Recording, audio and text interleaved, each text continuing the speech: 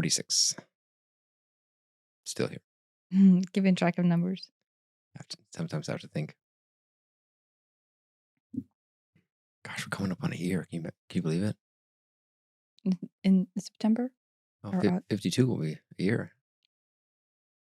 oh yeah. Yeah. We're in the 90th percentile, at least, podcast, sticking around this long. Is that an accomplishment? It's an accomplishment. I derive my self-worth from that, so I'm good today. Self, Validation. I guess. You know what I realized? At some point we were talking about Krishna Das and him playing the harmonium yesterday, and I realized that. So he's as a backstory. He started playing after he came back from his Indian mission to find himself or whatever, and then like he quickly started to become famous for it, or like almost cult-like following. Rock star almost. But I think he was a rock star prior to going to India. So he was on that path of like, music, drugs, and women type of a situation. And then he left because he realized that he needed something bigger. And so then he went I to think he India. had some drug issues too, and then Oh yeah, I think music, drugs, and women kind of summarize that. I think that's a very common tale for people who. Yeah, it's just a lifestyle. But people going into that knowing what they're going to go into, right? We follow all action knowing that we're going to go into. So anyway, so he leaves and then he goes to the guru, spends, I don't know, 5-10 years, how many years with his guru. And then comes back to United States and starts playing the harmonium, and then realizes that if he doesn't stop this harmonium thing, he's basically kind of like circling back Yeah. to the same pattern of being as he did prior to going to India, which is basically becoming a harmonium rock star. Right. It's feeding. He realizes It's feeding the same pain body. Yeah, it's feeding the same pain body. It's feeding his ego, and he has, it's like the Eckhart Tolle gives the example of the guy who has a Ferrari. He's like, oh, look at me, I'm so awesome with my Ferrari. And then the guy pulls up on a bicycle next to him and going, oh, look at that guy with the Ferrari. I'm so much better than him because I'm more enlightened and I have a Ferrari. And they're both, stuck in their ego, just in like different ways. Mm-hmm. But he realizes this. Yeah, it's really impressive. Yeah, so he realizes that he like draws back from it and he goes on another like self-discovery journey. I don't remember if he goes back to India or not. I remember. And then like kind of recalibrates into like why, right? Like playing harmonium is I am doing it for the love of God or Krishna or creator or whatever you want to do it, right? And I do want people to heal through it. But I'm falling into the pattern, right? And so the conversation then we're having today and then yesterday is that you we have the same pattern, right? Like mine is on safety. And that would be then if I'm blind, completely blind to the pattern. Now, I'm not saying I'm aware of the pattern at all times, but almost all of it through some sort of pause can be drawn back to me doing things to be more safe, right? And then if something makes me feel unsafe, then me stopping doing something because it makes me feel unsafe, right? And so that's what came up to me is that like the podcast in some way has that tendency of either me feeling safe or unsafe, which I'm like, how, right? Like logically, it almost doesn't make sense. In what way? Um, I don't know. I think from my past life, do you remember how I used to do healing and I was used for healing, and then I ended up dying due to that or because of that. Right, having being seen for something that in that case that was basically used as a tool against the people, um, you know, caused unsafety. And I think I do have a lifetime that I remember or it's similar to like witch trials, but I wasn't a witch, but I was a daughter of a witch. And like the unsafety that came out of that, right? Being accused of something or judged for something. Um, and then thus it leading to unsafety, right?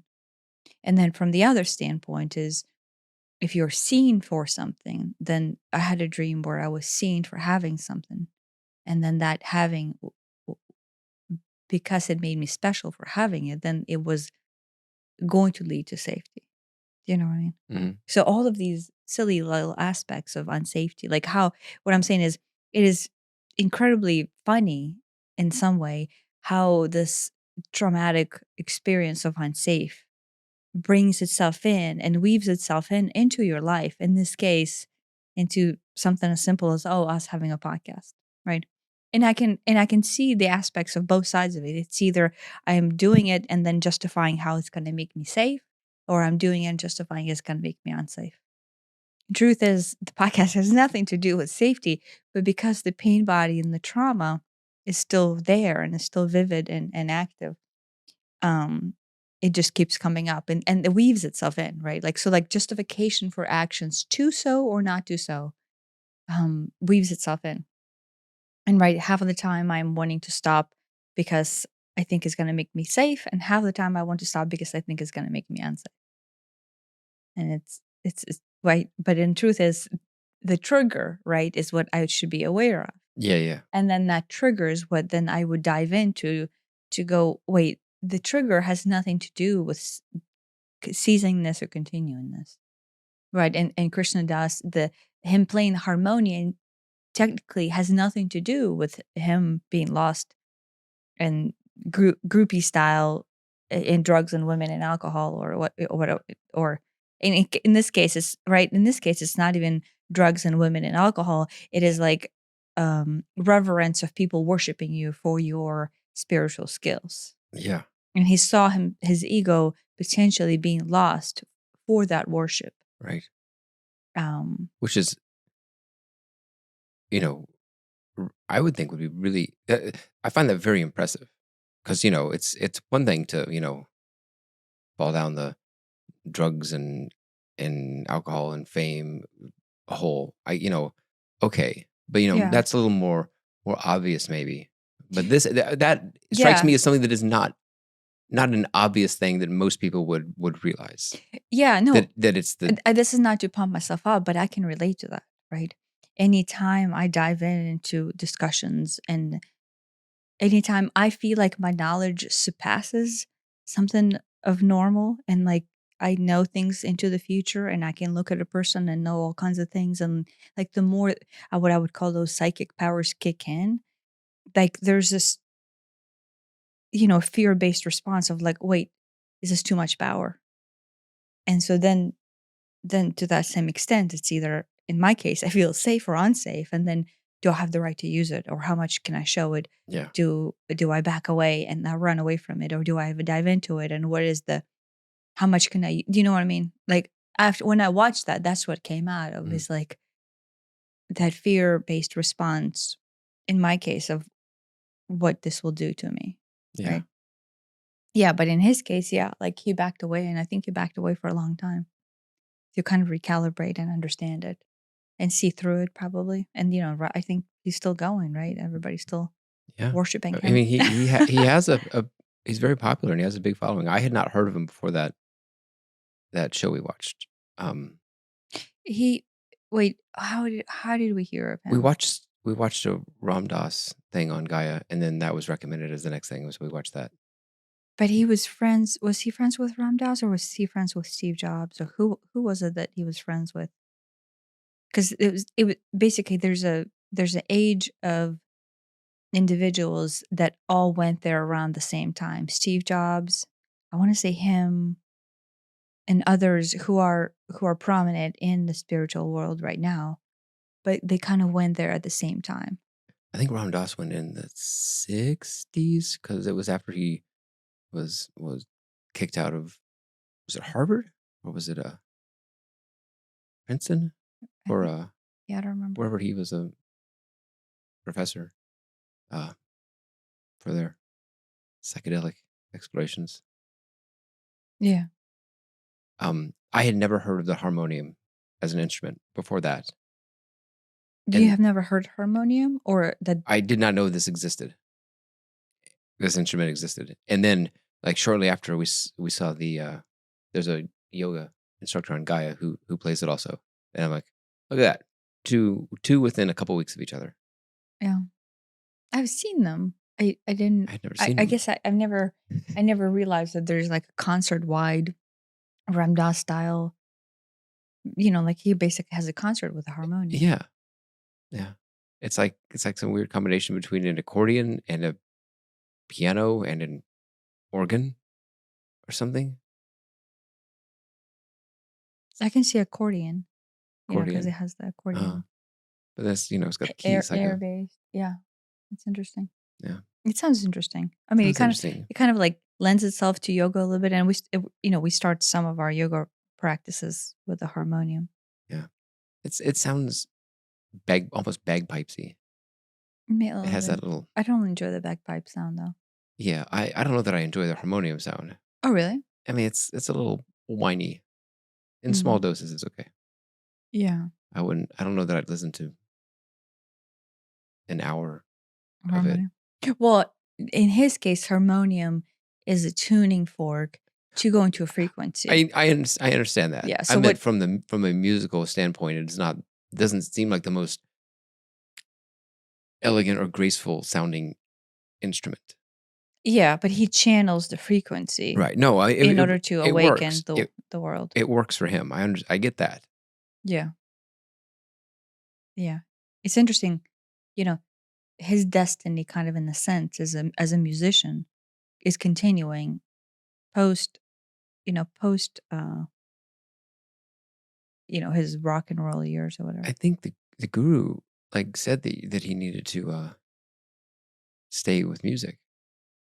Oh I yeah, think so. I don't remember. There's a documentary on Gaia. Yeah. Link in the notes.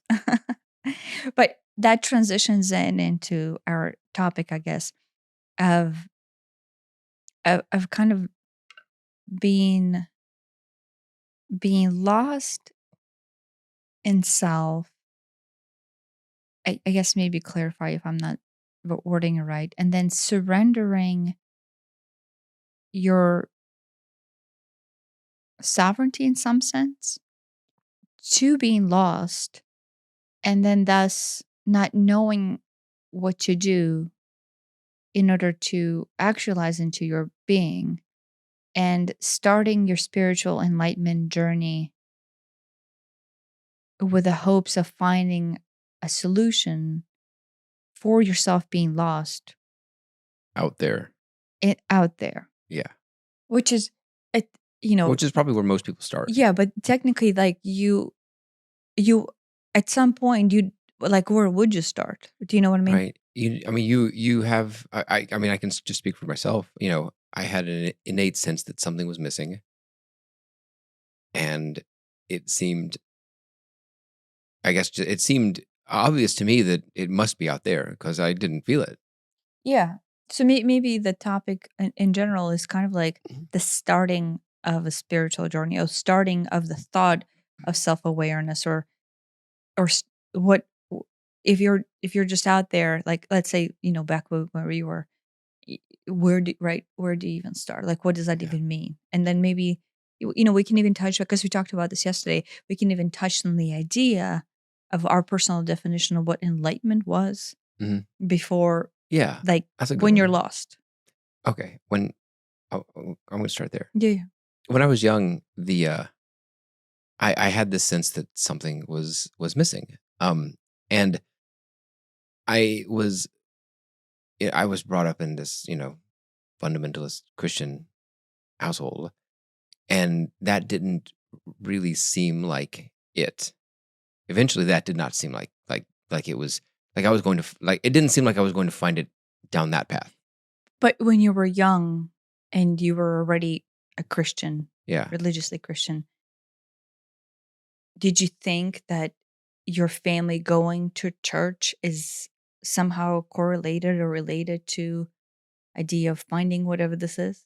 I guess I probably did early. Just I assume I just inherited that idea, but once I really started thinking about it, I I no longer felt that. that is where I was going to find peace. I mean, peace is what I was looking for because I was not in a great place. I was depressed How and old is this? early teens, and through a couple years ago. Yeah. And so I had seen and or read enough stuff that I had an idea that well, there's What is it that you have seen and read I that don't like even know. I that mean, I had those eventually started triggers? reading all kinds of stuff, but um I don't know what I would have seen or read early on. But you see either on movies or TVs, you see there's these gurus in India, and there's these enlightened people, and Buddha, or whoever, and you're like, well, there you go, they've got it figured out. So it seemed to me that enlightenment was this thing that you go out and you find, and I don't know where it is, probably in India somewhere, maybe in Tibet, maybe in the Himalayas. That seems like the type of place that enlightenment is. And you go out and you find it, and through finding it, you gain almost this supernatural ability to find peace and control your mind, I guess, control yourself. Is that what you thought? That is what I thought. Control your mind and control self? Right. So I kind of had it all backwards, if anything. But Well, but right. But no, go ahead, finish. But then we will go back to like why, right? to why I thought that, Yeah. I I Well, no, thought, the why is because that was the initial set of triggers. yeah. But no, but Well, go ahead saying of what is it that enlightenment was. so enlightenment was something out there. It was certainly not inside, because I didn't feel, inside did not feel good. Enlightenment obviously feels good. Enlightenment is peace and tranquility, and you know maybe you can just sort of sit there in the lotus position and float off the ground type of stuff. If you have reached it. Yeah.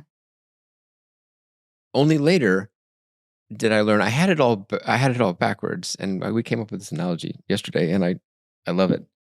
Um, and imagine there's enlightenment is down here at the bottom, and we all have it, but then throughout our lives, we just pile all this shit on top of it.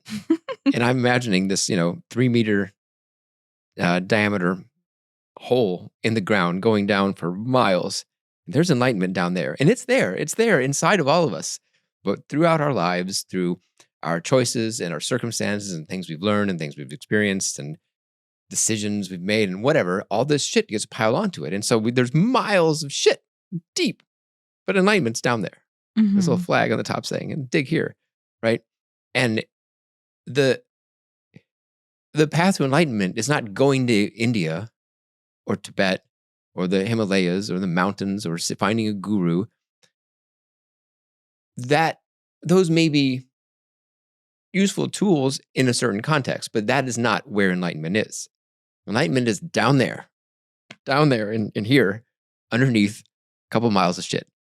So you got to get a shovel, maybe a little biohazard suit. It's got poop smeared everywhere and everything, and you start digging. And the problem is, there's two problems. One, you have a lifetime of shit to dig, which is a lot of work.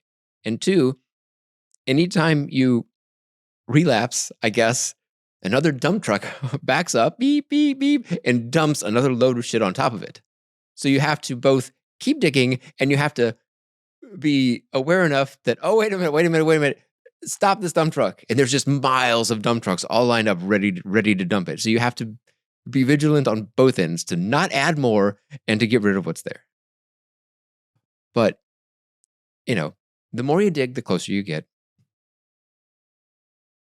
And some people, are fortunate enough to dig all the way down and ding, and they hit the enlightenment. And I imagine some sort of, I don't know what, gold something down. I don't know what. It's down there. A leprechaun piles of gold. I imagine it is a big solid thing. But so that is my new metaphor for enlightenment. It is inside. Everybody has it. It's just covered up. And the goal is no longer to go find it out there. It is to uncover it. And all this shit is just It's the pain bodies. It's the all the all the things that can be your shovel is the question why, that is your shovel. Why? Yeah. Okay, well, here's a couple whys, so here's a couple more shovelfuls. Throwing it out of the hole. Yeah. But I guess to begin with, what for you set in the initial couple of dump trucks of poopy? Well, at the bottom, of course, is the poopy and diapers because you were really young. And so the dirty diapies are, childhood trauma, of course. My idea that I was not loved and unlovable and fundamentally broken, all got, half a mile of diapies with that in them. Yeah. Yeah. Yeah. If if that's the diaper stage, poopy, and then we continue on up to, by the time you reach your teenage years, you're kind of like almost lost, right? Where you most definitely don't recognize that the feeling like crap that you currently have because, you know, your channel, your 3 meter hole diameter hole is full of crap, um, is being overwhelmed by overflow of unprocessed emotions. Right. No, that certainly did not occur to me until fairly recently. Yeah. So that this whole, is the pain body, the trauma, whatever, is basically just unprocessed emotions that we, at young age did not have capacity to process, and then therefore we drew these wide breadth generic definition, right? Instead of, if right now you experience someone not loving you or not giving you the right affection, um, if you do not have the preset trauma from childhood of not being loved or not being cared for the right way, you wouldn't jump to the conclusion that, oh, look, I must be unlovable or inherently bad. Right. I mean, I You, imagine most people don't jump to that well, no, because that's just not their flavor of trauma. yeah, but what I'm saying is, even right now, if something were to happen to you, and this, I guess in that instance, it sets in so hard because it is somebody who inherently is supposed to love you, which is your mother, right? But if the situation was that same way and she acted towards you that exact same way without the preconceived notions of your childhood, like almost like as if you're, let's say, 40-year-old and you had her treat you that way right now, you wouldn't inherently go into that space because you had enough cognitive processing ability to not generalize and take everything upon yourself and make you the center point of badness. Right. Right. As Right. a child, you cannot even go like, why is somebody acting this way? And does this have anything to do with me? Right. I mean, I mean, from a young age, I guess you're not. My understanding is that human babies are born, and in as much as they have cognitive thoughts, their cognitive thoughts are that they are the center of the universe, and it is all them. And only later do they kind of come to the realization, oh, I'm a person, there's other people, and so I can't just hit people because I don't want people to hit me, and they so maybe one or two, I don't know when that realizes, but at some point it's everything. I mean, at the beginning, everything is about you, the baby, and so if you're not getting something, you know, I'm not saying it's this rational, logicked out thought, but there's this: if I'm not getting it, something must be wrong with me. Kind of sets in. It Hmm. it did with me, Yeah. and I think it was reinforced for a while past that too. Yeah, well, because you But don't process it, but then the only thing you do is reinforce it by seeing more patterns of them. right. And there's seeing patterns that are there, and there's also seeing patterns that aren't there. Yeah, but at Which, some point you will draw everything into that right, orbit. right. Two different people with two different set patterns can read two very different things into the same situation. Yeah, You can yeah, imagine two like twins who were both experiencing the exact same thing, but one has this trauma and one doesn't.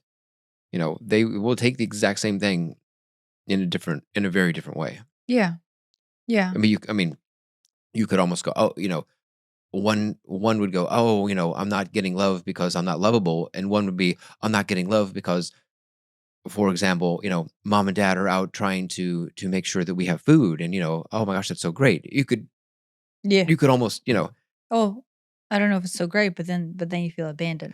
maybe, or maybe you feel special because they love you so much that they're going to go, or you could imagine that there are two diametrically opposed ways to look at the exact same circumstances if you have that type of Yeah, programming inside of you.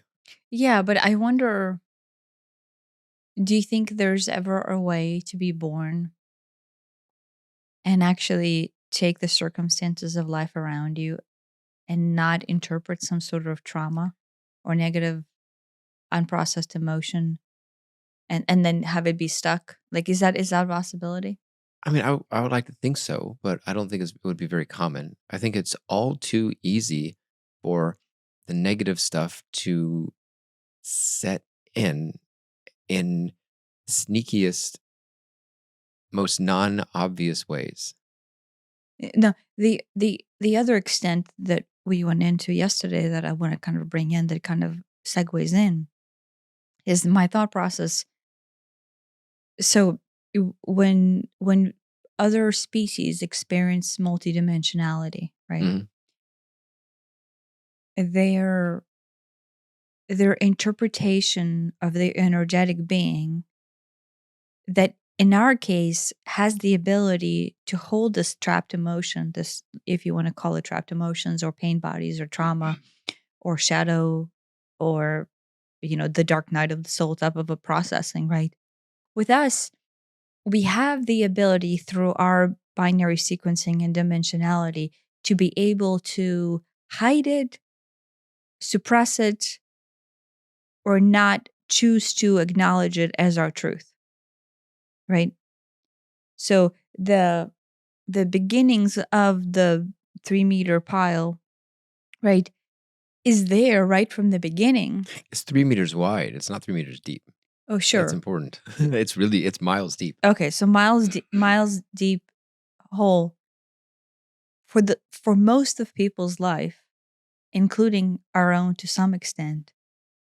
For the first, let's say 30, 40, 50, 60, and some people's, like, till, like, even into death. Like, you could spend decades and decades of your life not acknowledging the existence of this mile deep pit hole of pupe, of unprocessed emotion, of trauma, of pain. Thus, the choice and to continue to keep it filled and continue to fill up more, like grow it exponentially. And so we have this amazing ability as humans to deny its existence,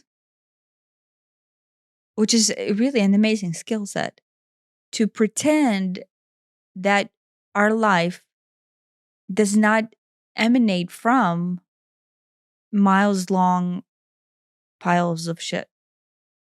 Do you know what I mean? And other species don't. Like, they, like, if there's a term, you wear things that you wear it on your sleeve. Isn't there a term out there in America? Like, their emotion is acknowledged and flowing at the time it is happening, and it is present and thus acknowledged and seen, and then actualized. Mhm. And then so there's, right, and so because of our density and our dimensional time to where things happened in the past or things will happen in the future, and then there's no now. We have this unlimited reserve of storage that is this pit hole of Pupe. It's almost like time allows it to exist. The propagation of time, the fact that you have 40 years behind you, allows it to hold space and then to hold the trauma, right? And then thus hold the memory and then thus hold the charge. But if you are outside of our dimensional interpretation, there's no pit hole to store anything in because every moment is in the now.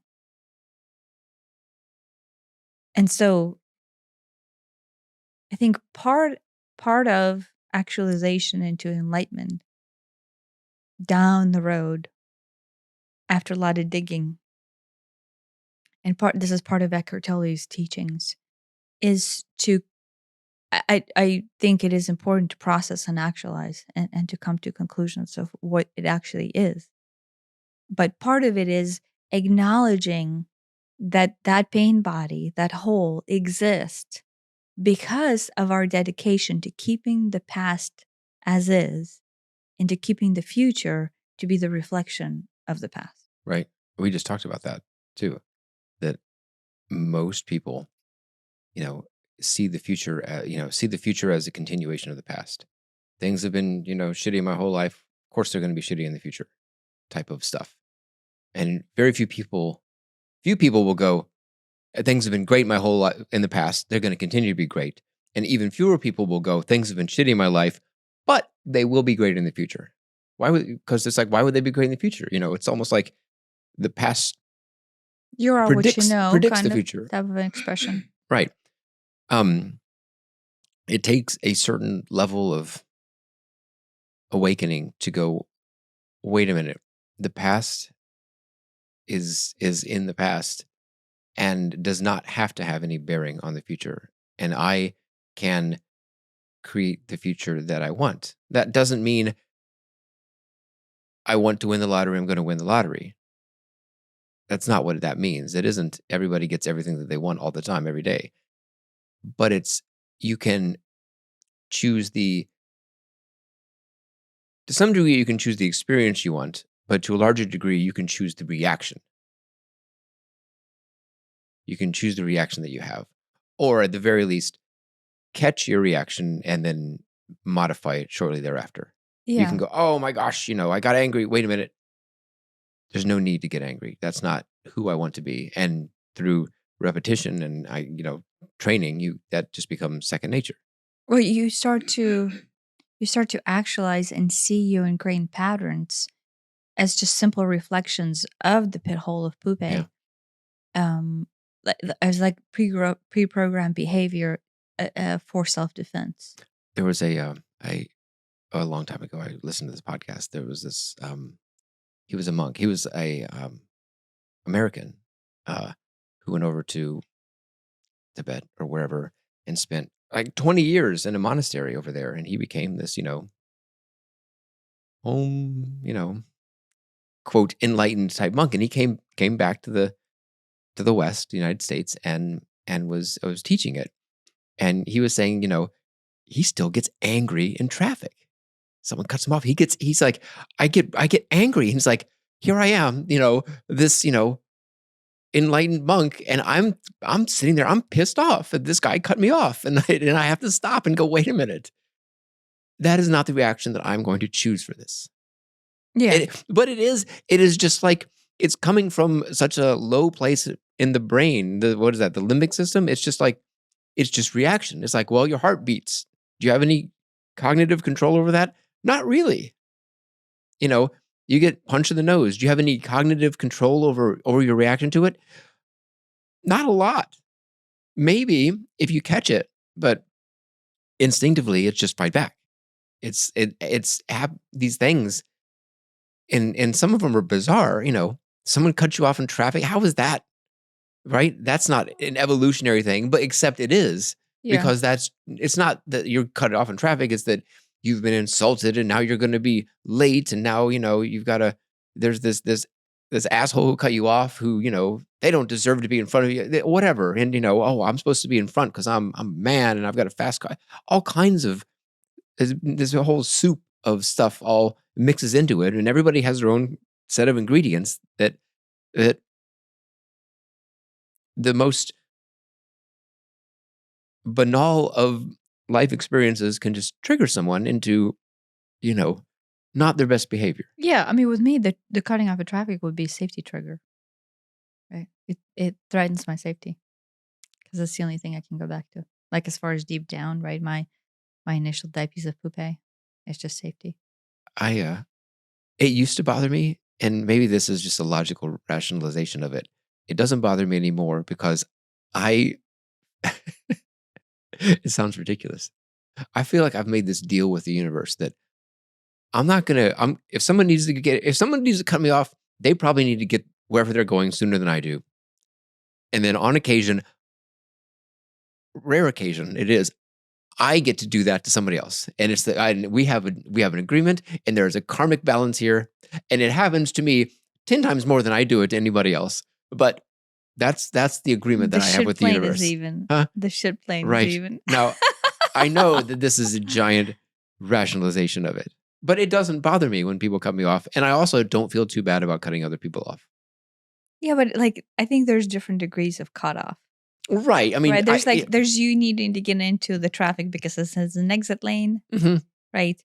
Or there's, or there's weaving through. There's all, when we're in LA on 101, like there's a lot of weaving. Yeah. There's, level 1 assholeness where, well, I have to get off here, so I'm just going to wedge my way over. And then there's level 10 when it's, laying on the horn to get over because that lane's moving slightly faster than the one you're in. And you want to, and then you're back, and then you're back, and you're back because the other lane's always moving faster. That's true. Right. Yeah. Yeah. The contemplation that I had at some point, there's all these teachings or thought processes, how much of personal processing or like trauma or digging or the dark nights of the soul you have to have in order to reach enlightenment, like if that is the goal, right? And so maybe what we're saying is kind of like unraveling all the concepts behind it. And somebody's like, oh, I have heard people say that like, oh, the second you recognize that there's no past and then there's no future and you determine the now and the now, you're done. Like there's no need for digging. Did it kind of a approach. And it might work for some people. Maybe there's some people that have that type of a override that like overrides their emotional psyche to where you kind of erase all pain and all trauma through that recognition. It could work. I don't know. But for me, maybe being like an analytical person and maybe being, slightly control freakish and slightly dedicated to doing everything 110%, I found that the only way that I can become aware of it and then thus be able to be in the present is to be able to see the triggers, right? Or the ingrained pathways of behavior that is being propagated out of a trauma, out of understanding the deep psyche of me, the deep shadow of myself. Yeah. Like the understanding of how I get triggered with safety or how I get triggered with certain people's behaviors or certain people's actions and where it actually goes into. And then to some extent, just understanding it and then actualizing that this is me and this is how this lifetime has propagated itself forward. And then choosing not to be a victim to that mindset, choosing not to be a victim to being scared all the time, but just recognizing, oh, you have a tendency of safety. You have a tendency of being afraid, or you have a tendency of overcompensating with aggression when you are afraid. I'm saying this is the ideal situation. I'm not saying this happens all the time. And then through the awareness of that, in the moment, in the present, having this spark back, kind of like into that space to go, oh, look, here I am diving into this pattern because I'm being triggered into this emotional trauma. Yeah. or emotional awareness. And so bringing awareness, what you were saying, to it. So I guess what I'm pointing out or trying to say is, if you are on a path to some sort of enlightenment, like David Hawkins' style, his teaching, which I agree with, and it came to me kind of like backwards. Like I first actualized it into myself, and it was given to me, and then I'm like, oh look, David Hawkins literally wrote a book about this. Um, he has that same teaching, or he has that same approach: is allow it to happen, allow it that to be your truth, allow it to flow through you, and do not spend your lifetime denying the fact that you have this pit of pupae that is your actual truth. Yes. Does that make sense? I It know. does. And I think that's a good approach. The what you said to begin with is the whole, oh, I realize it, so now I'm done. Yeah, I don't think that works for most people. The only I don't even want to call it a shortcut, but like a trick above the letting go, but maybe it is related, is is the idea of like rising above it.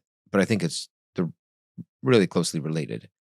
They may actually be the same thing, just under a different language, where you can, maybe it is just the same thing. To rise. Rising above it and letting go. Yeah. Well, like I yeah, but I want to say, and this is the important, as long as the rising about above it, or about it, um, has the notions of understanding the Yeah. depth of its origin. Right. Rising above it isn't pretending it's not there. Yeah. That's not Right. that. So It's at the core, you and I have spent 35 years in my case pretending like things are not there. Yeah, and rising above it isn't a moral superiority. I mean, rising above it in a Kabbalion sense of, why am I down here in the muck, when being in the muck means that I have decided to make this an issue for me. I can decide that You're the this. victim of that truth. Yes, I have decided I'm a victim here. Yeah. And instead I will rise above the whole issue and not play that game anymore. I've decided Yeah. to stop playing the game of I'm a victim or whatever it is in this thing.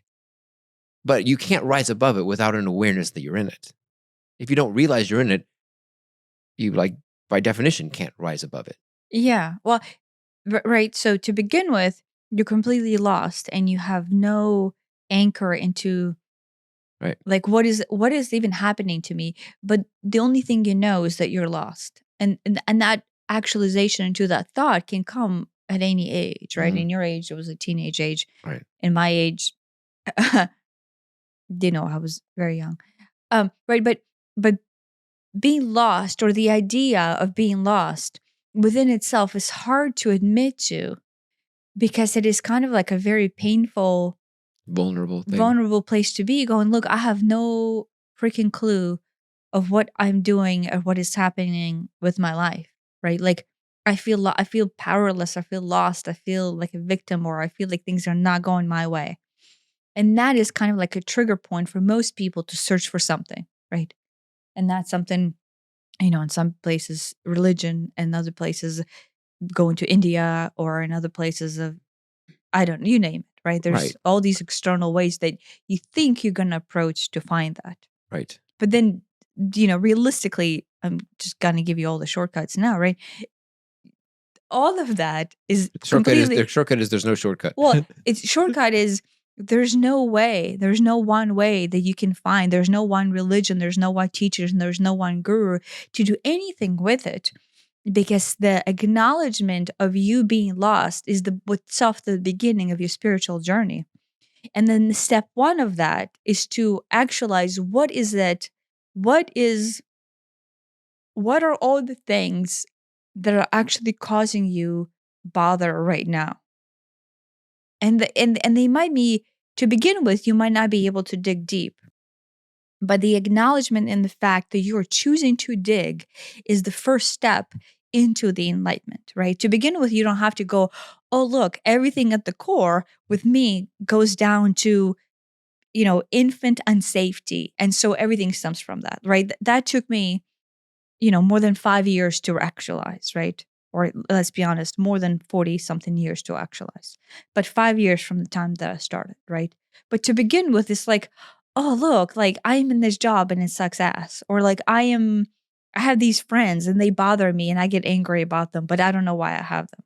Or like, oh, look, like my parents just say terrible things to me and they treat me like shit. And that's fucking terrible, right? Like whatever. That is how the rudimentary dissatisfaction starts. Right. But you have to acknowledge the fact that you're dissatisfied with something in your Yeah. life to allow yourself to feel any kind of emotional maturity that will eventually lead itself to a deeper thing. It's like, oh, look, my parents doing this to me actually in the long run has nothing to do with my parents. It makes me feel unsafe.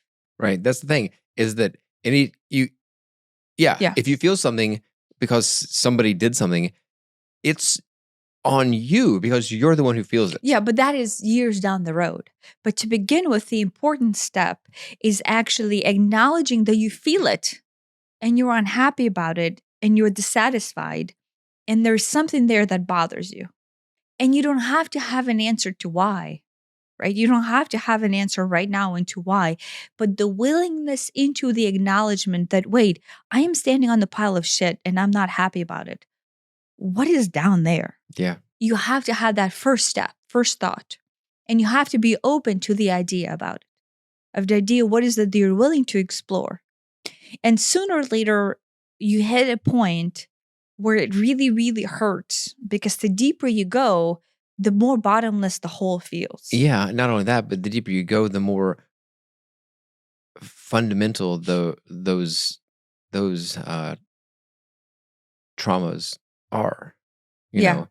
Up at the top, the trauma is, what Bill in the office said to you today, or whatever. But down at the bottom, it's because you were never loved as a child, or some early sexual abuse, or who knows, all kinds of terrible stuff, all the way down at the bottom. Yeah. But it's all connected. Yeah, it's too. all connected. It's all one big. But today it feels like it's because Bill said something in the office. Yeah, but at first it's what Bill says something in the office and you externalize it onto Bill. Sooner or later, it actually flips upon itself whenever you actually make any kind of spiritual progress and you actually go, wait, why is it my fault that Bill said that? And that's the difficult step. My fault? Yes. Why do I feel that? Why is it my fault that I feel that way? Yes. Yeah. That's what I mean, right? It is technically, the truth is, the Bill is saying that for your benefit, for you to uncover something within myself. Right. So it is kind of your fault that Bill is saying that because Bill is saying that for you.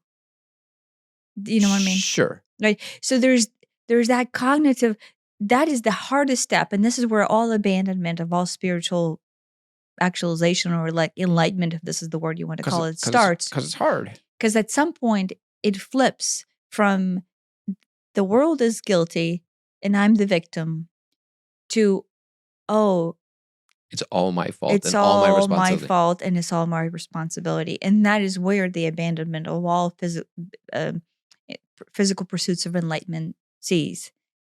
And that is where all the grinding halts. Like when you hit a barrier and you're not moving past it, it is because you have reached the point where everything has to be turned onto you as the perpetrator.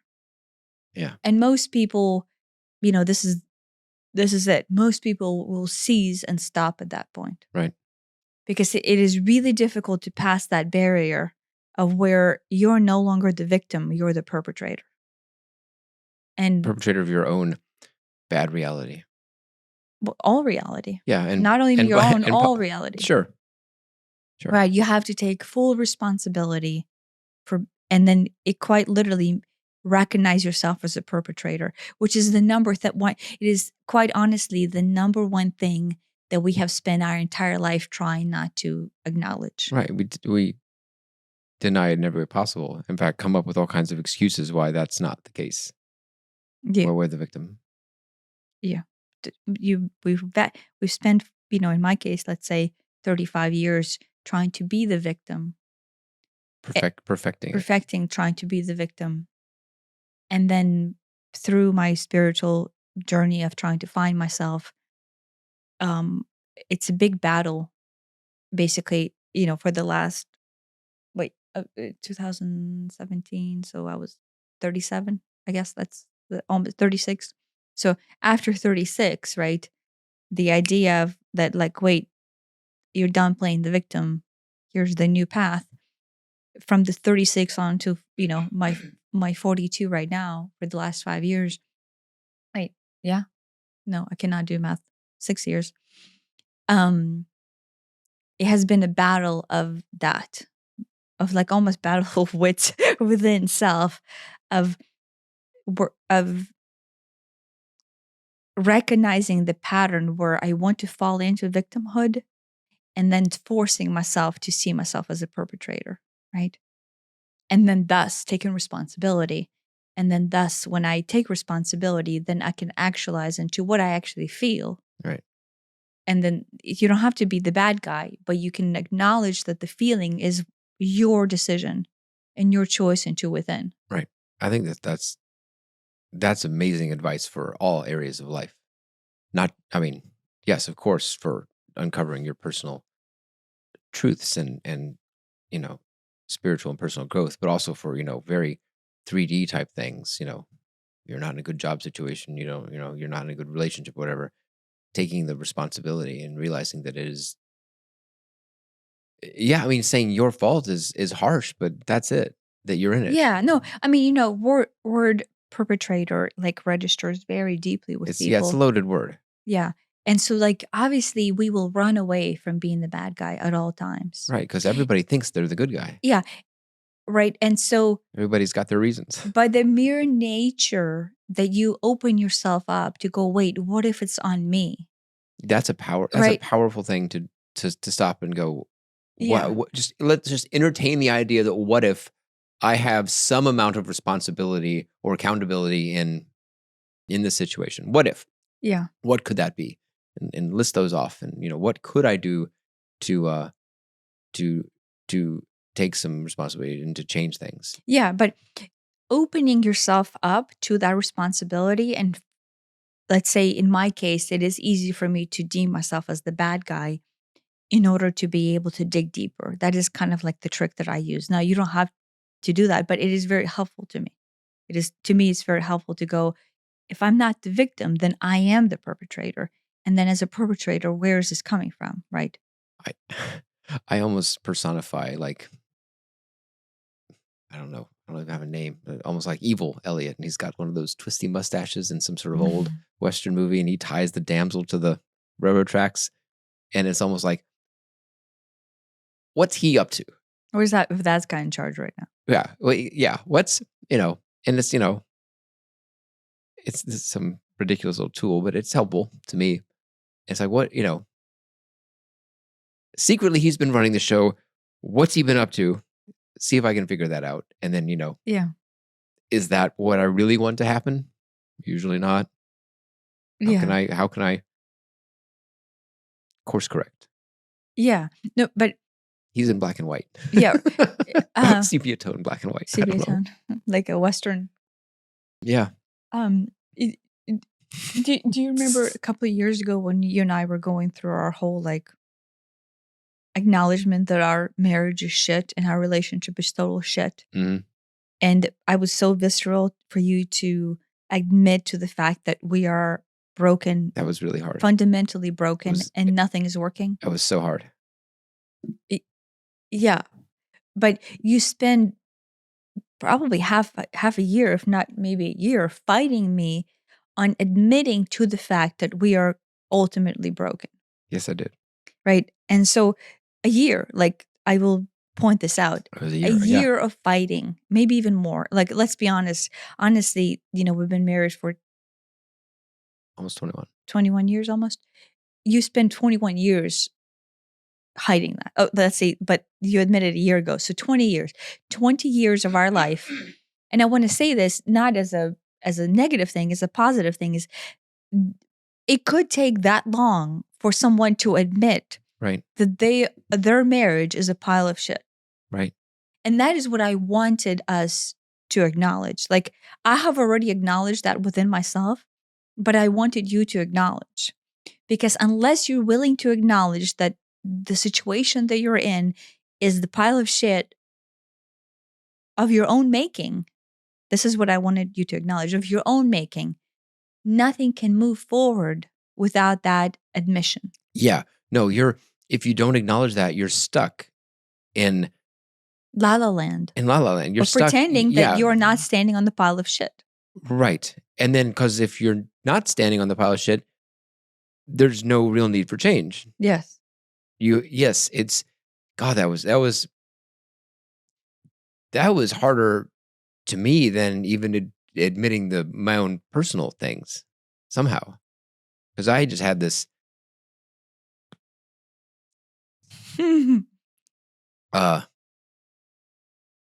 I mean, really, romanticized version in my mind about how things were and have always been that, didn't necessarily match up with reality.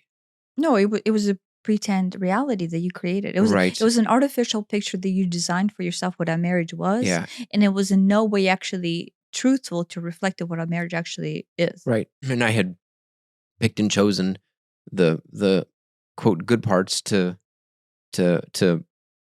build this narrative where, I'm certainly not the bad guy and everything's fine. And, that's not to say that, we didn't have fun or anything, but it's just, but I was denying the fact that there's all kinds of shit on top you of were it. trying to take the fun and make it justification that everything is great. Like, oh, look, Yeah. nothing. If I'm having at all good times in the situation, Right. then by default, it cannot be bad. Yeah. And if you're only choosing to look at the good stuff, then by default, everything is good. Right. And then thus, how can it be bad? If you're just looking at the Instagram highlights of it, yeah, oh my gosh, everything's great. That's what I was doing. Yeah, but you're standing on the pile of shit and you're choosing to look up and Those see the pretty stars, and see the everything's blue great. sky. What But is that smell? But yeah, in the meantime, you're sinking in sinkhole style into your own pile of shit. Yeah, it's so what I wanted to point out to you that in your case, it was a 20-year process. Like really from the beginning of our relationship of me going, this is broken. This is not working. There's things that need to be fixed. And to you, for whatever reason, like I think we should acknowledge that you wanted to hold on to the fairy tale pretense version Fairy tale. There you go. of our story and not the true clusterfuck of shit that it was. And so I want to this is your example. And my example is the clusterfuck of unsafety that I felt, right, that I was choosing not to acknowledge. But everything starts from the first inception of the idea that you are unhappy, and all of us are, right? All of us are unhappy about something. There's something in ours that we're just denying. So a recognition to the fact that what is it that we're unhappy about. 2, willingness to dig into the details of it, like uncover it. To begin with, you'll start blaming the world. You'll start blaming other people, and it's not your fault. But then maybe 3 is there will be this pivotal point if you stick with this long enough to where you will see yourself as a responsible party. And then if you stick through that, then you can uncover what is it that you can do about it to see further into it and see what is causing this behavior within you to manifest as that truth. And so that process is I say this very simply as the 1, 2, 3, 4, but it's a very difficult process, and it's difficult to stick through that because it hurts all along the way. Right. Because it destroys your concept of self. Yeah. It takes the self that you have built up, that your ego has built up, and look at me, I'm so great, I've got this perfect marriage, and I've got this, whatever it is, all these things, most of them are external that, that you have defined yourself with. And it just jackhammers them all away. And you're left with, oh shit, there's a, giant pile of shit that I'm left with. And that's all that's left. That you're in charge of. And that's my pile of shit that only I can dig down on. And not only that, it keeps growing in some sort of but the difficult cinder part cone is volcano style way. I'm responsible for its growth, and I'm responsible for its existence, and I'm responsible to have responsibility of whether or not I keep digging. I filled it up. I'm the one who called this endless line of dump trucks to come and add more, and only I, with this shovel, can fix it. Yeah. Only me. It's all on me. Yeah. Yeah, that's tough. No, but that's the work. That is it. That is we had to summarize what enlightenment actually is. It's shoveling shit. It's just recognition of this cycle. Right. Recognition of recognition of I'm lost and dissatisfied. What is it that I'm lost on or with? Who is it I'm blaming in the process of this? And if it's on me, when you recognize that it is, what is it that I'm doing to propagate it? Right. And it's that cycle over and over and over, however long it takes. Right. So when I say this is not a propagation of like, 1, 2, 3, 4, period, done. It's 1, 2, 3, 4 over and over and over for all kinds of things. Yeah. Anything from Bill is an asshole at the office to, I have deep ingrained mommy issues, or look, I feel unsafe in everything that is this world, and thus I do everything through that lens. Yeah. Or like, look, I don't like peas because somebody started shoving them down my throat at the age of 3 and now I have a gag reflex. Like all of that, like, and there's a lot. And sometimes it gets overwhelming and sometimes it gets scary and sometimes you feel like I cannot possibly go on because I'm already so fucking lost on topics 1 through 5. And here's another 5 through 6 just that came in. And I can't even deal with 1 through 5. And it is a lot. And it's a lot to have the willpower and strength to keep on going. Right. And so I will emphasize this.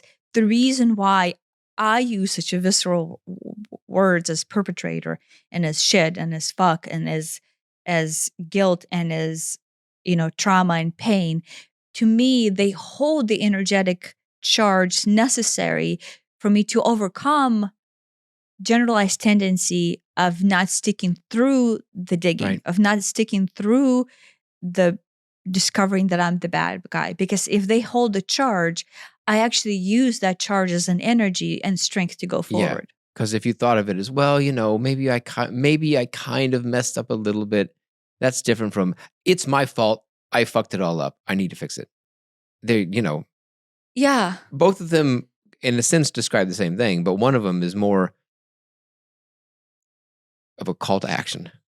Yeah. We're in marketing, or I'm in marketing. And so for me, call to action has kind of always been my thing. Is like, yeah, you can paint any picture, right? You can design any website or any poster, any billboard, and it can say the exact same thing. But what will cause somebody to take action out of that thing, right? Mm-hmm. Like in marketing, that is how something is successful versus not. Is it driving someone into action? Hence why we're successful in marketing, is because everything to me comes down into that. Okay, yeah, you can paint any story, but what is the action at the end that you will have the consumer, or in this case, me as the person who's in charge of my own destiny, take in order to climb myself out of the shithole? Yeah. Right. And so that tenacity and that determination is just simply a tool that I use in order to commit to my journey of enlightenment, if that's the word that you want to use. Yeah. Or the truth is knowing yourself. So then going forward, you can do better by your own being. And then thus the world around you will reflect that. And so to me, my trigger, right? I brought this up on the previous podcast, is one of my triggers is seeing individuals go through this process that is just this 1, 2, 3, 4, and know how difficult it is, but not have the tenacity to stick through it or and stop digging. or to not do it in the first place. Well, I guess everybody's aware of step 1. Everybody's aware that they are lost and they're dissatisfied. To some degree. No, not to some degree, to all degree. You are aware at any time in your life, you are aware that there's shit that you're unhappy about. I guess that's true for me, at least. And the truth is, you're hiding it from yourself. And so my trigger then becomes of one's unwillingness to actually listen to what they feel, both in their mind, let's say, and then their heart and their stomach, and then have the follow through and the tenacity to actually do something about it. And that's a huge trigger for me. Like that I get triggered by that a lot.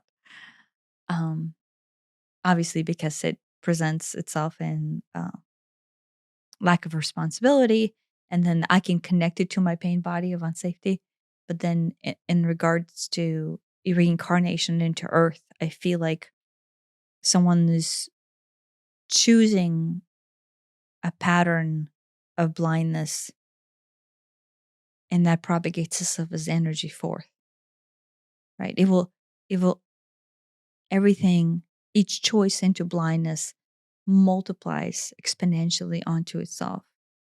And then it becomes actually more difficult and difficult to come into awareness the more time you spend making decisions to stay blind or to stay in inaction. And so it is actually like this force that you're creating and then propagating forth as blindness that continues the patterns of Earth, right? Yeah. Like yesterday, I referred to it as a global pandemic. I know that is not a popular term right now, but that is the true global pandemic: is choice into blindness. And I say choice is a very deliberate word there. It's maybe made, the choice into blindness is maybe made easier by people wanting to externalize the solution, whether that's through religion. Oh well, if I just follow this religion, externalize the solution, like to where you don't have to do the work. Yeah, but religion doesn't teach you what the work is. Yeah, this is the conversation we had yesterday, right? Yeah. It's like we talked about how a lot of people, when they are become lost, find a religion. Well, they don't know where to go, right? If you're not listening to this podcast, well, you're listening to this podcast, then I don't know how that trick of the mind works. But for the most people, just like you're lost, right? You're a teenager, but you do not know what enlightenment is. So you're missing something, and you think that something is enlightenment, but you don't even have a definition of enlightenment, right. And you don't even know what that is. And so thus you're just lost. And then in your case, you decide that atheism is a solution. Sure. Religion is what some people go to, and I went because I had been brought up that way, and I just instinctively felt and knew that was not, I wasn't going to find it there. Well, and if anything, it was harmful. So I went 180 degrees the opposite direction into yes. But in your case, atheism and science and whatever. Yeah. But you know what? It's not there either. Turns out. Took me a long time to realize that. What you will do, I will point this out because this is an important point. What you will do is you will go usually to the opposite where you have been. So if in your case, since you have been indoctrinated into Christianity and you're feeling like shit by the age of 16, what you will do is you will go, wait, everything that I have been doing is not working. So it's most definitely not religion in your case. Yeah. And if somebody else is on the opposite end of like, oh, well, I was brought up not really religious or spiritual, and here I am 16 and I'm feeling like shit, they'll go, oh, maybe religion will be the answer. Or in some people's case, oh, look, I have been Christian and I sure do feel like shit, and Christianity has not solved that issue. Let me pick a different religion. And so then you go on to religious rigmarole of trying to find that. Right. Or in some people's case, oh, look, I'm feeling like shit And religion is not really it. But look, here's Jungian and teaching on shadows. And let Right. me dive in 120% into that. Right. So this is, I think, what we want to point out is there is this way of being lost and not knowing where to go, and then choosing something or someone, such as religion or guru or a teaching or philosophical thinking. Sure.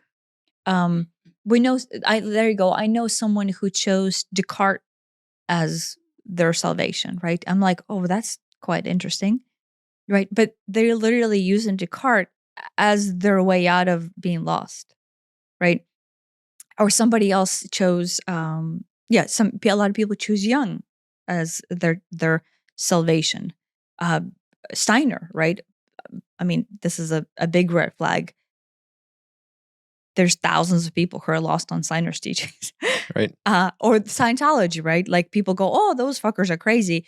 But that is, Right. if they're doing that, guess what? You're doing it somewhere else. Right. Let's all be honest about it. We're all lost. We all feel like shit. We all want to feel empowered or enlightened. That's the same term. And then what you're looking for is a solution out through an external means Right. of physicality. Right. And it's like there's like two things here. It's not that these teachings are inherently right or wrong. There's probably good nuggets in all of those. That's not it. It's that that's not where you're going to find Salvation. I was going to say salvation, but I'm not sure that's the right word. It is the right Maybe word. it is the right word. It's the right word. Right? You're not going to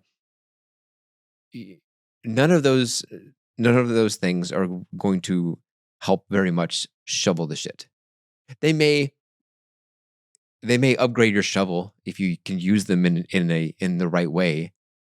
You may go, oh well, through the lens of Jungian psychology, I can now understand more about myself. So now I have a better shovel. Oh, through I don't know, this religion, I now have a better understanding or deeper compassion or something. Okay, now I have a better shovel. There's still a lot of digging. Digging is the key. There's no shortcut to the digging. Yeah. Another point that I wanted to point out is you and I brought up the idea that some teachings, inadvertently or inadvertently, however you want to look at it, depending on your world of pessimism, actually take you further away from this. Instead of teaching you sovereignty and teaching you responsibility and teaching you that there's a shovel that you have and you're standing on the pile of dung and you need to start digging, they actually teach you the opposite. They actually want to hide all of those things And it's somebody and else's take you away from it. The idea of like inherited karma.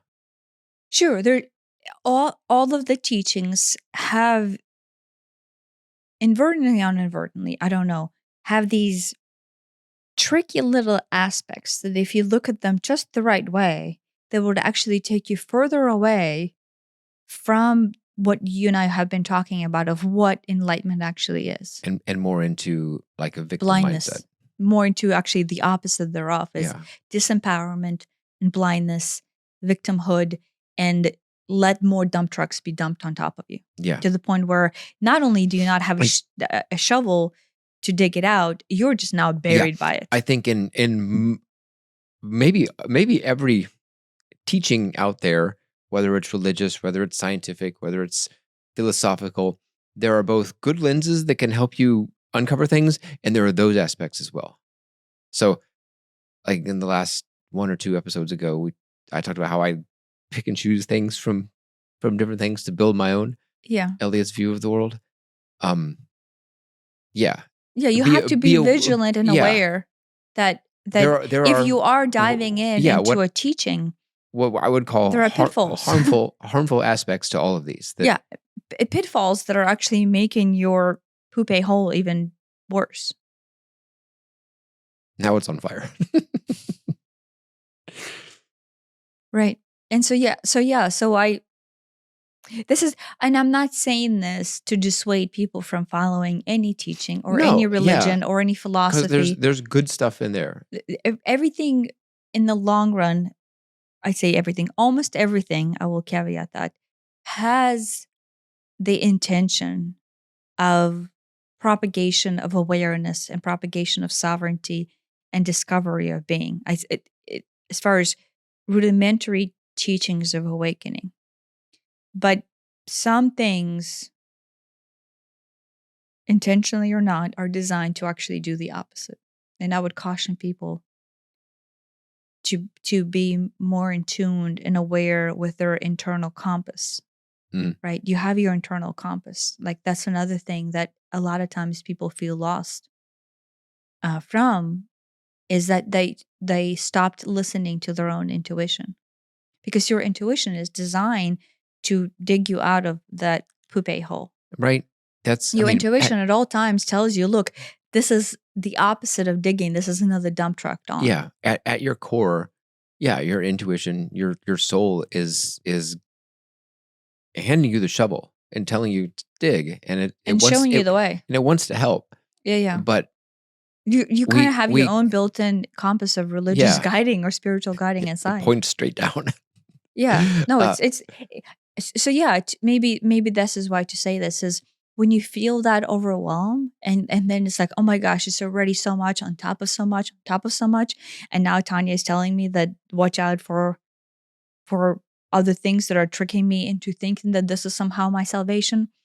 What I want to say is, the most amazing thing that is inside of you is the knowledge and internal guidance, both by you, by the universe, by the whatever you want to call it, your higher self, your internal spirit, the oneness of it all, that is actually on your side and is actually helping you through this digging.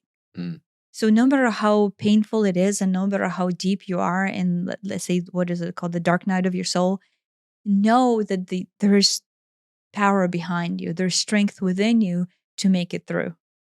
And maybe take a break from digging. Like if you're drowning, right, just take a break and then go into the woods and sit by a tree and look at the stream, and just connect to nature and the right. ground. That doing a little personal reset is often very helpful. Yeah, just ground. Well, just grounding into, guess what? I have the strength to go on, right? You know, I have the tenacity, because the energy that gives you the strength is all around you. You just have to find what is your like little flavor of a recharge, right? How do you recalibrate back in if you feel like, or if you feel overwhelmed with the amount of dump trucks Right. coming in? I mean, this might be one of the differences between you and me is that, you know, it's not that you have to, in my opinion, it's not that you have to dig 24/7 and be vigilant about the dump trucks. The dump trucks are the worst because that's just new shit. You should Mhm. really try to be vigilant about that. But it's not that you need to actively dig 24/7. You can recharge, you can reset, you can sleep at night, all that stuff. But you should remember 24/7 that that is your goal at the very least. And it's okay. Well, I'm going to actively choose to, watch Survivor instead. And that's fine. But don't forget what your true mission actually is. Yeah. Yeah. With me, I know we talked about this yesterday, like, my tenacity into this. And, you and I'm always trying to judge, and I am always asking you, I'm like, wait, am I just too gun ho and too crazy about it? Right. Cause it's all consuming to me in some way. Um, it at some point, to me, it kind of becomes you. Like it, Mhm. it is just me. And so the reason why I am gun ho about it. Now, of course, I'm more gun ho about it on a podcast, because I want to showcase, like how I feel, and then the energy behind it, like day to day, right? If I'm just sitting there drinking tea, I, I'm not like, oh, got uncovered. I mean, that's what I mean. That's Yeah, what I so mean, is that there's balance. it it doesn't have to be an all-consuming thing. You can still go to work. You can still play with your kids. There's a balance there, but don't lose sight of it being your one true mission in life, really. Yeah, in That's my that's what I mean. I've heard somebody say that once they started this path, it became like it started to override them, It became right? an obsession. Not obsession. It started to become their truth, like Okay. the way they live, right? No, it will. It will change you. It will change you into A different person. a different person, almost. I don't want to use the word machine, but into the type of person where it becomes more natural and it flows more. So it in a sense it gets easier in that you become used to it and A it way of becomes its own living. a way of living. It A becomes its way of own living. pattern, right? Yeah, but when I say way of living, but I want to point out, in my case, it is not a way of living, and then thus I classify myself as spiritual, or the way of living, thus I classify myself as a Christian, or the way of living, and I classify myself as a Jungian, or a Descartian, or a Steiner, Indian. Right? Do you know what I mean? I This is not a definition into a practice or into a teaching. I'm not a Buddhist. I'm not a Hinduism. I don't practice Judaism. Do you know what I mean? It is a way of me finding myself that is not part of a religious teaching, that is not part of a logical philosophy, that is not part of anything other than my own commitment to self. And that is, I've had a lot of messages about this, that we lose our sovereignty to some extent in surrendering this responsibility onto an ism. And then we give up on the I, right? And to some extent, that has to be recognized, right? Like it becomes you, but not as part of a group identity through Christianity or through Hinduism. This is you. And then anything and everything can come through you and then leave through you, and things will make sense and other things won't. And it's just a flow. If it's an informational flow that fits into the prime directive of your discovery, and then can puzzle piece itself in. I'm like, oh, look, that fits in, but that doesn't, right? Kind of what you do. But because I approach it from the top on down, I just can kind of see how the world tried to build this puzzle, right? And everybody has this little piece of the puzzle, and everybody's touching on the teaching this one this way, um, right? But the true essence of all knowing and all teaching and all enlightenment is actually an individualized interpretation of you as an I. And nothing out there, quite literally nothing, is a replacement for that.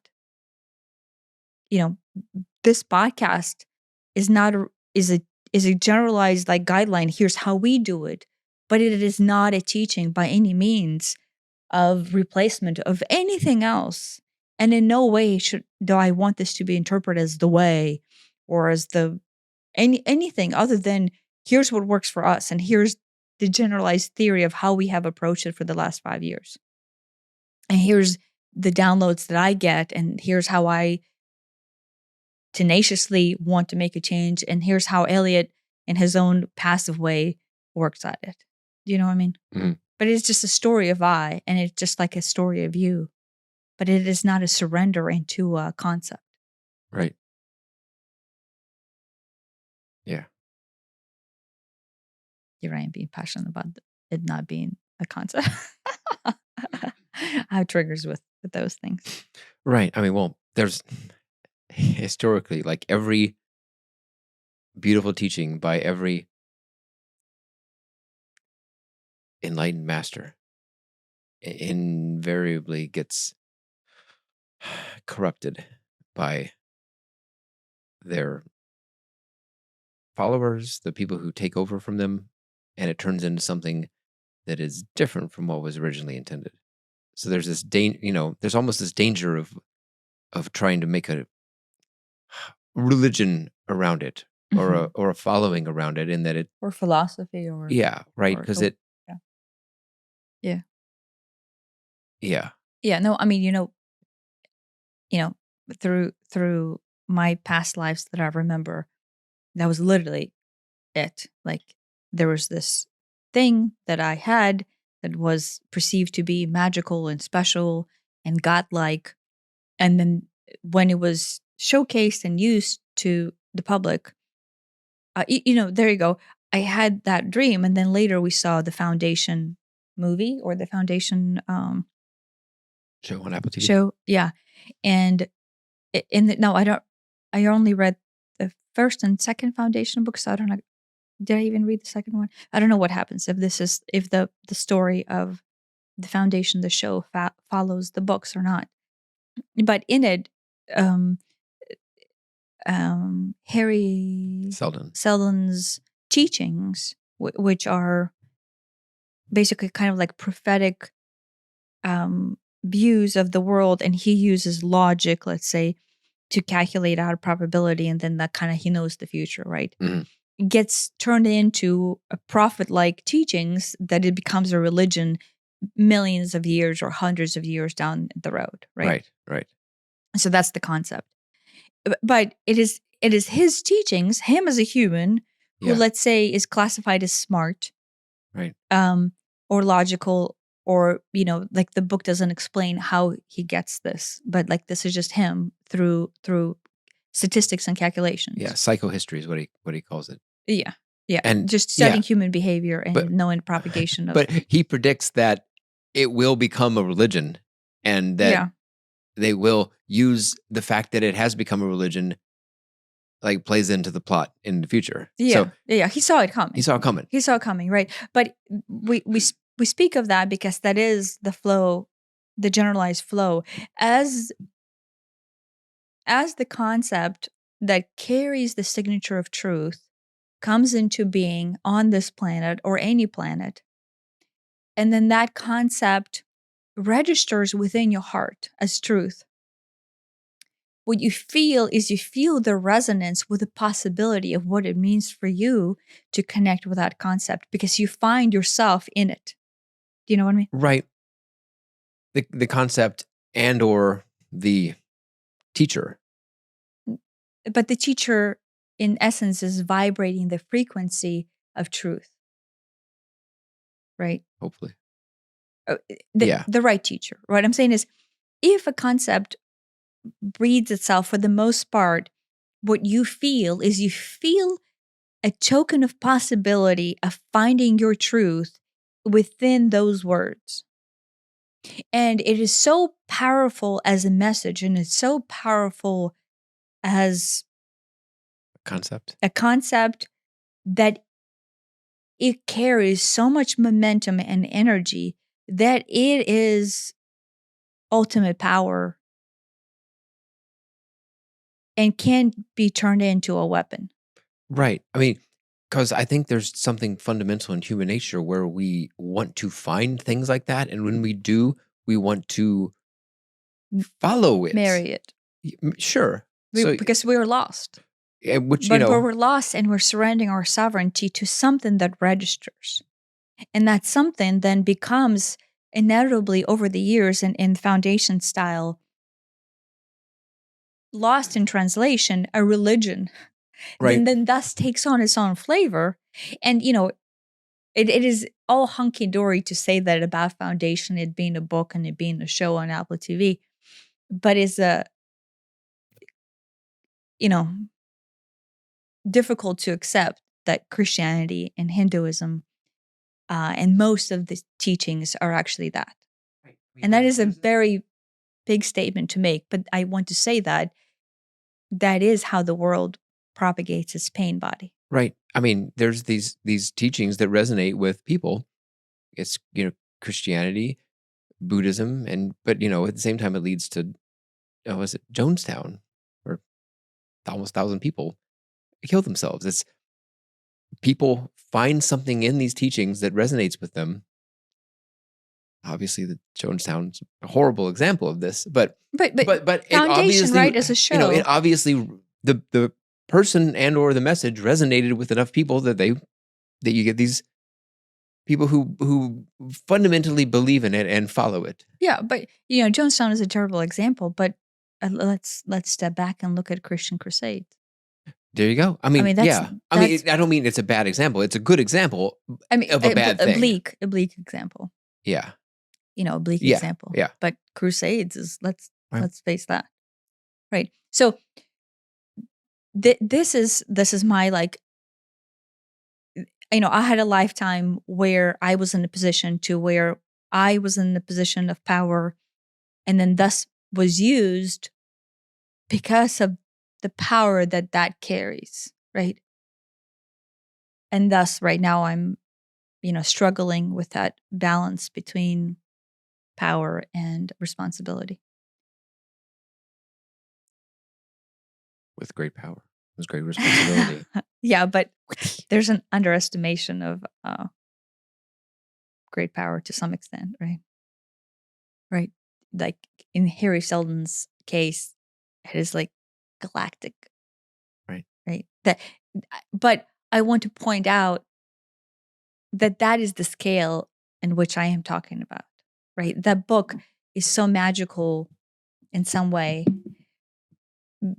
because it points out the scale of its implementation and flow. Right. We're not talking about Jonestown or what Jonestown is that what it's called, or whatever. Like the other one, Waco. Isn't there another one in Texas that's got some sort of suicide cult? David Koresh, I think. Right. Where here we're talking about, a contained fallout of, let's say, 100 people multiplied by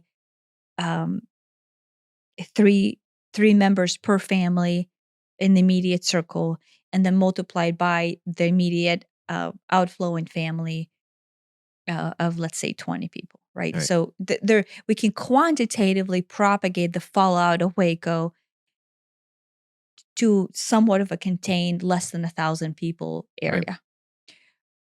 Right.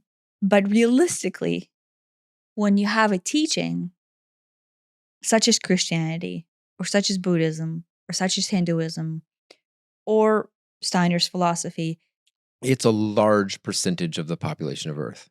To some degree, it could be the entire Earth, because who doesn't have friends or family, or at least know somebody who is any of these religions? Yeah, but or they're not themselves. I want to say, if you take a Judeo-Christian complex as one between Christianity, Judaism, and Islam, we're talking about that's like half the Earth. Most of Earth. And the flow out of that energy and that propagation, harsh words, signifies the global pandemic that holds that energy and the signature thereof. Are there good teachings there? I'm sure, yes. Like I know Jesus and I miss Jesus and I know what he taught, right? And Abrahamic religions, I guess, through Judaism, and Muhammad through Islam, right? Most amazing intents, most amazing, truthful, pure light forms coming in and propagating themselves as truth in the most benevolent way of being. Yeah. But because we adapt them and have, in the Harry Seldon's type of a philosophy, foundation style, decades and hundreds and thousands of years of propagation onto the teaching, and kind of broken telephone style, we adapted into looking at it through the lens of our humanity, as opposed to through the lens of the origination of light that it came in. It loses its teaching. It loses its core, and it's manipulated, and it's Corrupted. misused, corrupt, and yeah, right. It's the difference between the original teachings and what they have become today. Yeah, because imagine the original teachings of Jesus, which the Gnostics may have may continue to this day. Yeah, they do. Versus it forking off into any of the other Christian traditions. The Catholic Church is an easy example. Catholic Church led the Crusades. Most people will agree that was not a great thing to do and would be a terrible thing to do today. Think about that. Just grab a whole, it's insane. Or what was it? But they don't marry the ray of light that is representation, the start of Jesus's teachings. Or they cannot coexist. I forget the name of the back in the whatever 14, 15, 16s, whatever, when you could buy forgiveness. You would literally pay money. There was a name for it. I didn't know that. Yeah, in Christianity? Catholic Church. And that's what was it, Martin Luther nailed his manifesto up to the church door. And that was the beginning of, was it Lutheranism? Lutheran Church?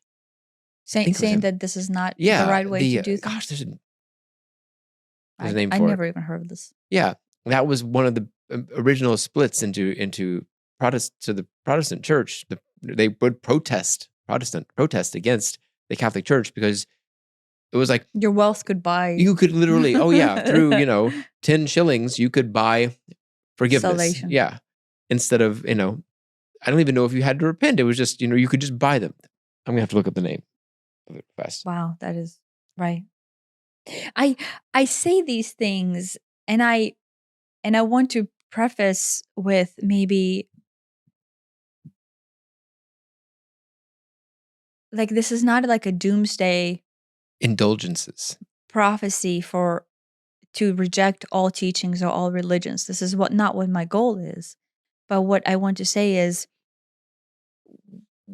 we craft and turn things away from recognition through a number of ways, away from ourselves, to see the truth away from ourselves, to remain blind because it hurts. Because it hurts to dig deep.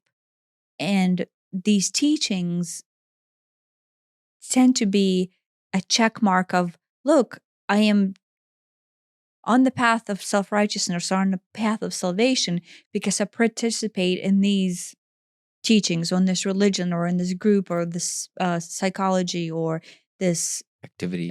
Yeah. I go to church on Sundays. Check. I'm done. Right.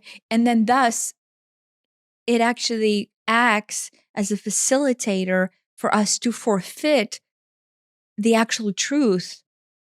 Let's say, going back to analogy of standing on a pile of shit. Yeah. It gives us an excuse to continue to remain blind. Right. And that is probably the biggest pitfall of the humanity, is believing that we are on the path to salvation. I don't want to use salvation in the Christian sense, but to finding self, to uncovering our being. Yeah, it externalizes our salvation. It externalizes the work. I don't have to do it. Jesus does it for me.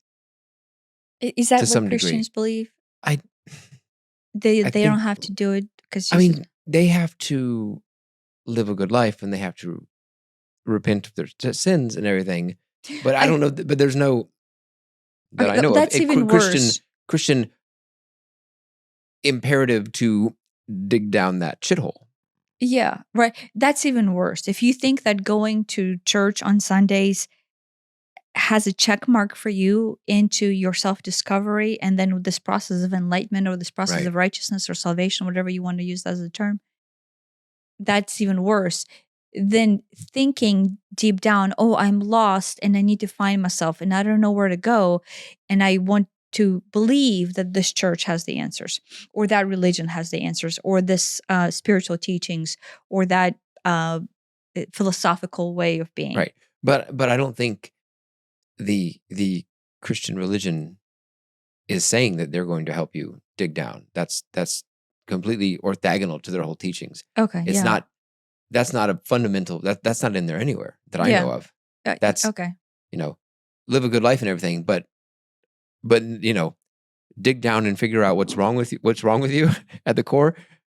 I don't think they're not promising that at all. Yeah, I don't know. I don't know Jesus is teaching I Now, think, is this now to know thyself, originally, yes. I mean, that was written on the Temple of Apollo at Delphi, wasn't it? to know thyself, First, know thyself. Yeah, I mean, that's honestly, that is the only teaching that is Right. applicable. All religions, I think, originated originally, whether or not that message is being propagated forward, and all the philosophical thinkings right now, everything, both in science and in religion and in spirituality, all originate at that. This is what this discussion I is. believe that is true. I believe that the true root teachings of Jesus include that. But I do not think that my experience going to a Christian quote church did not include that. In as other than, well, watch out, because if you're thinking something bad or you're doing something bad, don't do that. But there's certainly no toolkit to get around that or dig it out, other than, praying for external help. It seems very externalized. Yeah, which is the opposite of. That's Jesus's job. That's not my job. Yeah, right. We heard that somebody say that it was Christian, and I got confused by that. I got offended by that. Oh, you got offended. Right. Because it's like, I don't know. Yeah. No, so yeah, we kind of deviated, but maybe the second half that we deviated into this is kind of like, what is the initial pit hole of why some people might roll through all these things, is because you're looking for an answer in something that r- resonates in some truth within your heart, Mhm. and that is a kind of like self trickery to go, oh wait, I feel something Yeah, there. there's a nugget there. Yeah, but I guess maybe the caveat of a warning is, recognize the difference between a nugget of truth and the way of surrendering your sovereignty into it. And maybe that's a whole other topic um, Yeah. of exploring. So yeah, there's enlightenment all laid Enlightenment. out. It's Did it. enlightenment. Yeah. Did It's, it. well, Done. not done. It's down there at the bottom. Got another mile of shit to go. Well, no, now that you now have completed the podcast and everybody has listened to it, that's it. That's it. Right. Just follow our teachings to the T. See below for where to mail your check, and I'll start digging my own grave if that ever happens. we're gonna start up a religious nonprofit, and I'll have a compound here soon. The FBI will be raiding it. We've seen this happen before. It always ends well. Right. That hits way too close to home. Maybe we should have a podcast on that. Is how close to home that hits. So, thanks for listening. Thanks for listening.